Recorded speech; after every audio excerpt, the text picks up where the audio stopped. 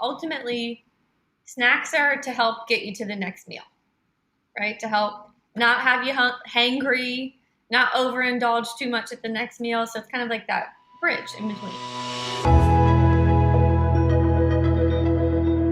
Welcome to the Find Your Edge podcast. Get ready to dive into all things training, nutrition, recovery, and more. Whether you're a new or experienced endurance athlete, a weekend warrior, or someone who just wants to improve your health and fitness, this podcast is for you. I'm Chris Newport, founder, head coach, registered dietitian, exercise physiologist, and certified personal trainer with the Endurance Edge and the Fueling Edge. With more than 20 years experience in the fitness industry, 18 years in multi-sport, and over 10 years as a sports nutritionist, I'm speaking with athletes and experts about key actionable steps you can take to reach and sustain peak performance and health. Let's do it. Welcome back to the Find Your Edge podcast and another episode of Athletes in the Kitchen. And today, my lovely guest is Miss Sarah Heckler, one of our performance dietitians and Fueling Edge manager. Welcome to the show. Thanks. I feel like we need the round of applause in the background. Yay! I dig it. So today we are talking all about how to build a healthy snack. You and I look at this topic and we're like, but we get this request a lot. Like people they need some help. So we're here for you guys today. Sarah, start us off with what you think are the components of a good snack. Yeah, I think a lot of people almost overthink snacks. And truly, I mean, anything can be a snack. The only kind of rule that I at least tell my clients is that if you're going to have some sort of carbohydrate, so whether it's a fruit, a vegetable, or any of the traditional starchy carbs like bread or crackers, anything that would fit under that category, if you're going to have a carbohydrate, it just needs to be paired with some sort of protein or fat. The reason being, I always use this example is, if you're really hungry and you sit down to have a snack and you have an apple, most likely you're going to be hungry 20 minutes later. And most people, that kind of like a light bulb moment goes off. They've been there before. They've done that. So if you were to pair that apple with either protein or fat, whether it be a little bit of peanut butter or some cheese, it's going to be a lot more filling and kind of get you to that next meal. Yeah, I feel like so many people are like, oh, but an apple is healthy. Well, of course an apple is healthy. But let's manage your energy levels a little bit better, manage your blood sugar a little bit better, and plug in that protein and fat. And I love how you gave the example of peanut butter and cheese, because I feel like sometimes we eat like 4-year-olds. Oh, 100%. I will buy multiple times, and I know we'll get into this down the road. I buy the kids snack packs of crackers and cheese and grapes at the grocery store, and we'll eat those throughout the week sometimes. Hashtag tip number 1 right there. That reminds me of anytime that we're traveling, we always stop at Sheetz and they don't sponsor us. Maybe I should call them and have them sponsor us. I love that place. The little center snack aisle with the Mickey Mouse. I was just about to say that. That's the one I get. Yes, with the grapes and the cheese cubes and the almonds or various things. And oftentimes the kids will get them and then they'll be like, I don't want the almonds. Mommy, here you go. And, and now we have a snack to share, which is super cool. So I think that being, while we are athletes in the kitchen, you don't have to necessarily be super fancy and cook. I mean, you certainly can. But so speaking of cooking, what are your favorite ones that you actually sit down, prepare, and make? I don't know I don't think I quote unquote cook a lot of snacks. Some of the ones that do take a little bit more energy are things like protein bites or energy bites.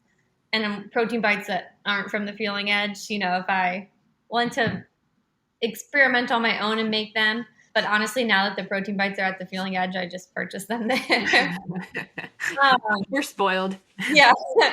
So I think the only other time that I'll have prepared snacks is sometimes I will have I'll just kind of be eating through my food for the week, and I'll have a kind of what I call like a weird snack that was prepared ahead of time. It's just kind of, A weird snack. for example, this week I had some beets and I put them with peanut sauce and then some peanuts, crushed peanuts on top. Ooh, that And it sounds was like, lovely. yeah, it was a side to most of my dinners, but I needed a little snack today, and that was kind of what was speaking to me. So I just had a little bowl of that.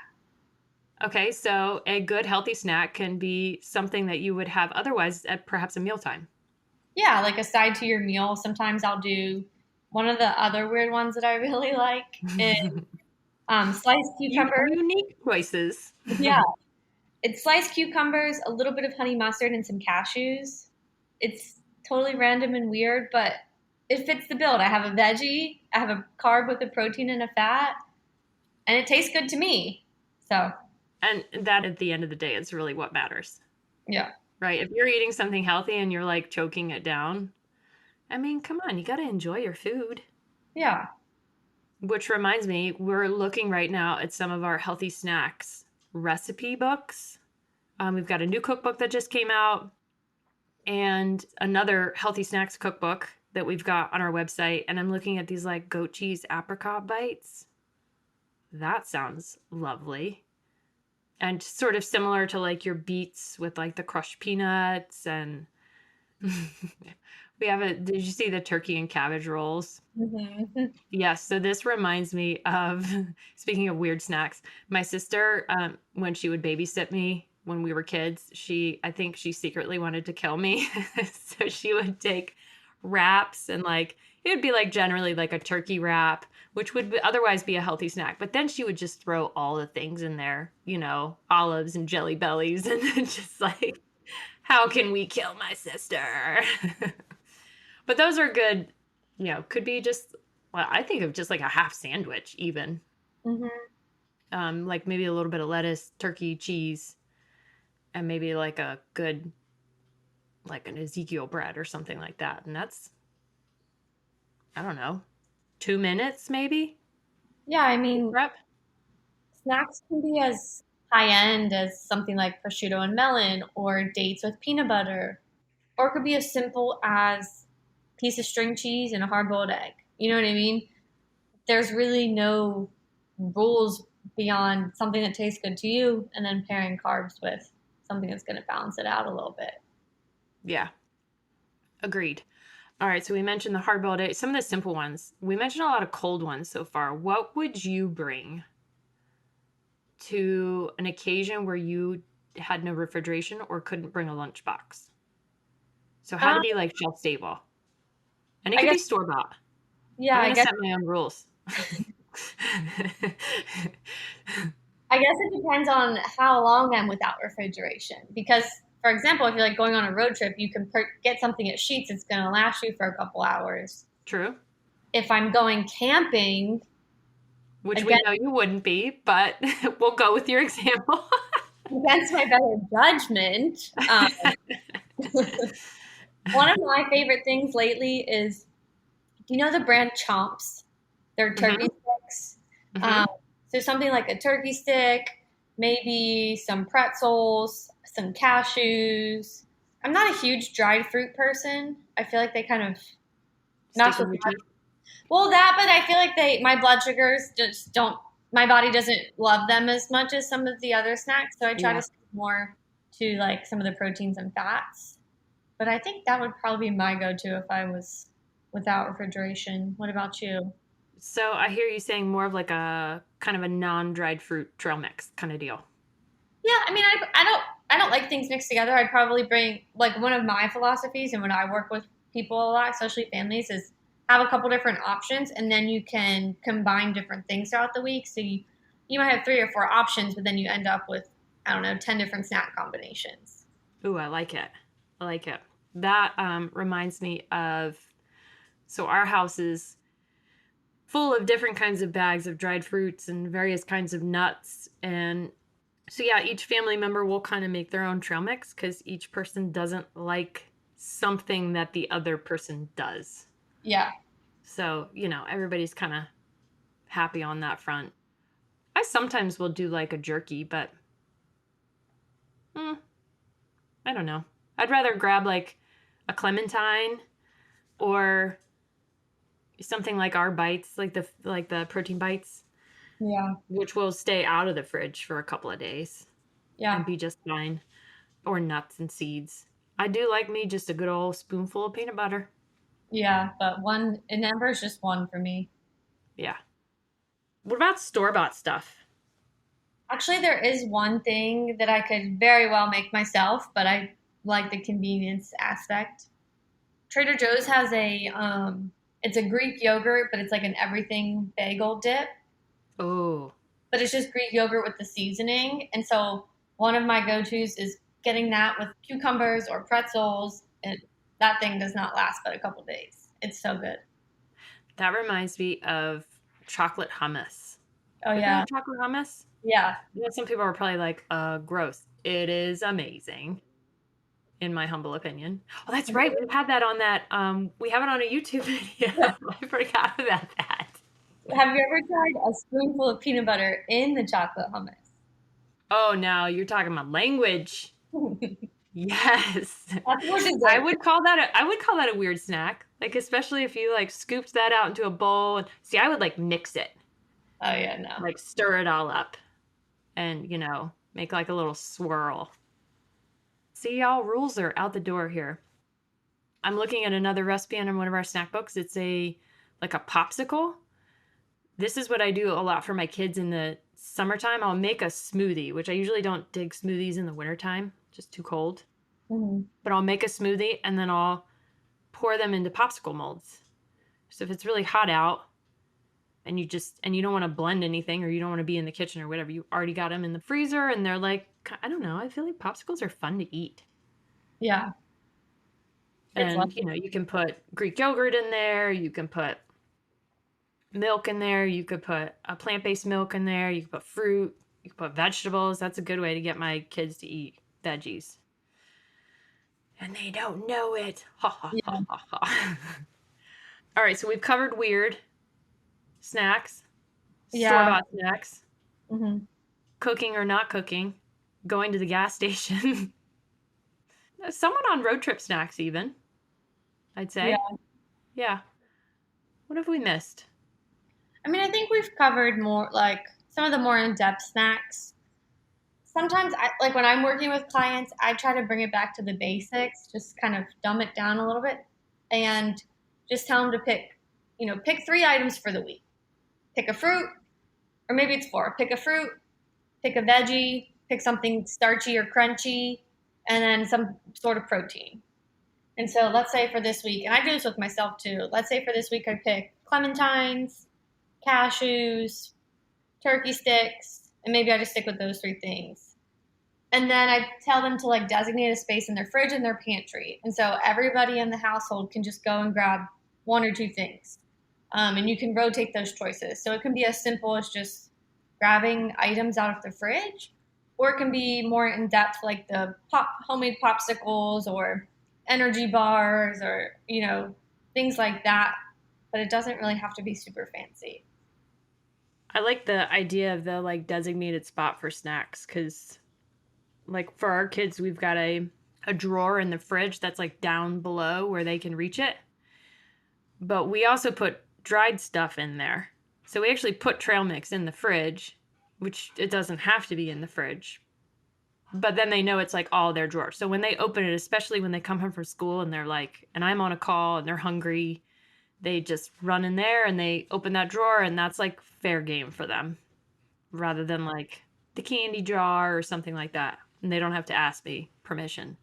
So good tip there. Any other good healthy snack tips? I mean, this isn't really like a healthy snack tip, but going back to the kids thing, it's also helping to teach them how to, you know, pick and choose options and how to fuel themselves appropriately. So I would really recommend that for like families and trying to get your kids involved in the process, taking some of the responsibility off mom and dad. So Amen, sister. yeah, You're welcome to come over anytime. All right, so let's kind of jump backwards a little bit and make sure that we're going over the basics. So, good proteins. Let's list a couple out and go. Action. My go-to are, let's see, nuts, turkey sticks, and I'm gonna say hummus. Okay, cool. I like the single serve like Greek yogurts or cottage cheeses. Hard boiled eggs are always in our fridge. Cheese sticks are always in our fridge. Nuts and seeds always in our fridge. And then of course the protein bites that we steal from the kitchen, or if we're like developing any new ones, those are certainly in the wheelhouse. So, and then I love a good hummus too. It's not always in Mm-hmm. our fridge, but you know, basically beans, peas, lentils, nuts, seeds, eggs, cottage cheese, yogurt. You mentioned meat, fruits, veggies. Hopefully, we know those. But what are some of your favorite go-to fruits and veggies?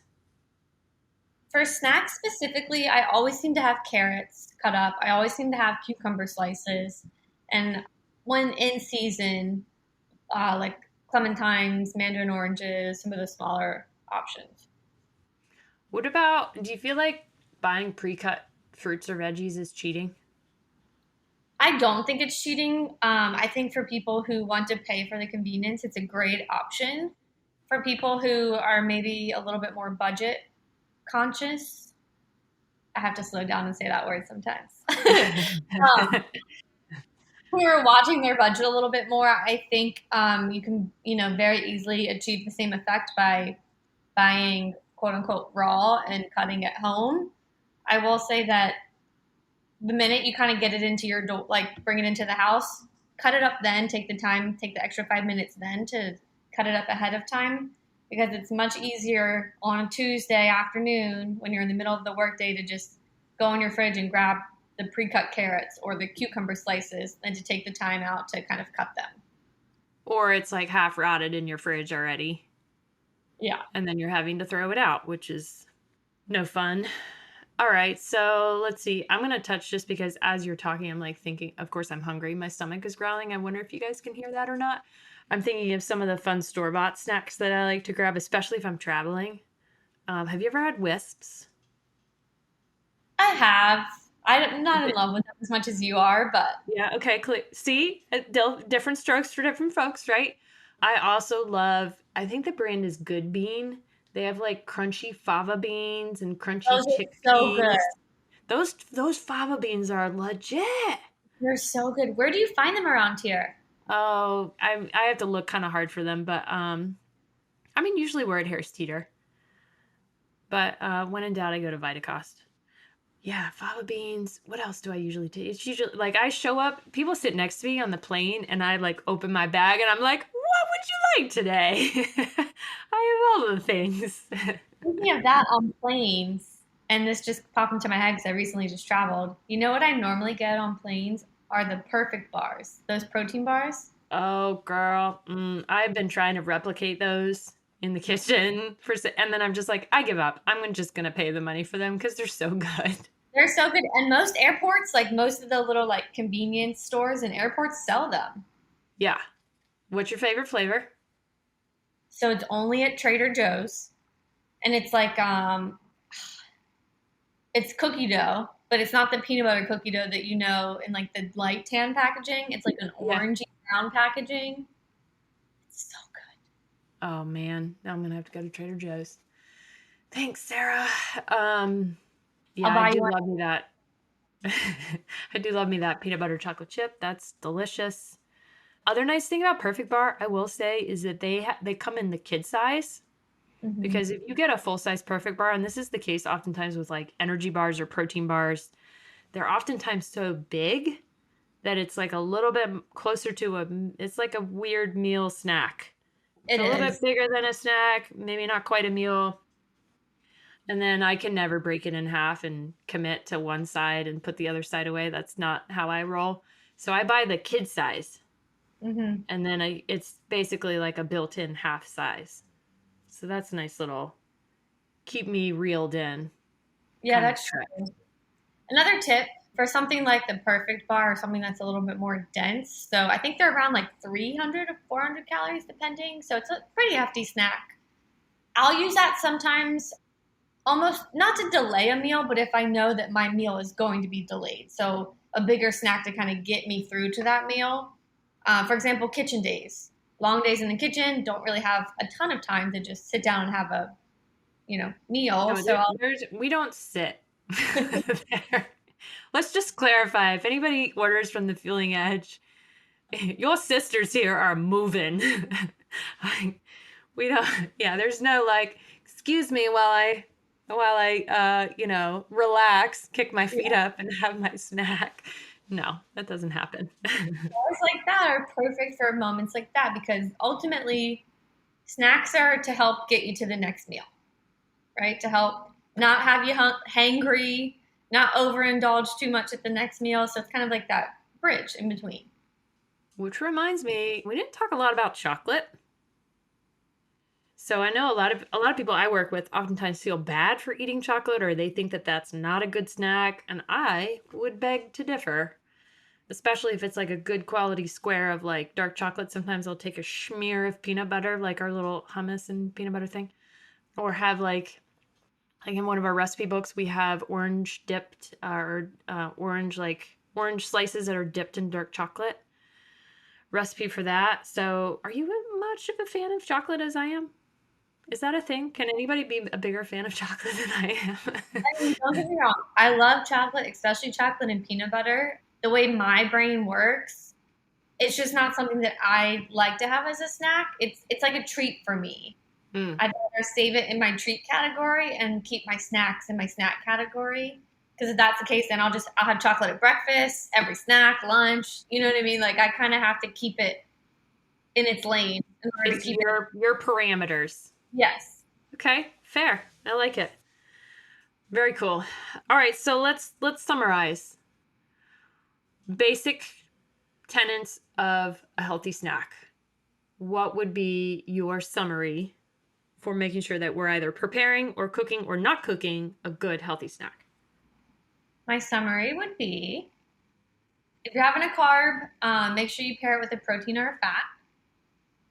Snacks can be as complicated and fancy and as fun as you want them to be, like prosciutto and melon or energy bars that you make at home.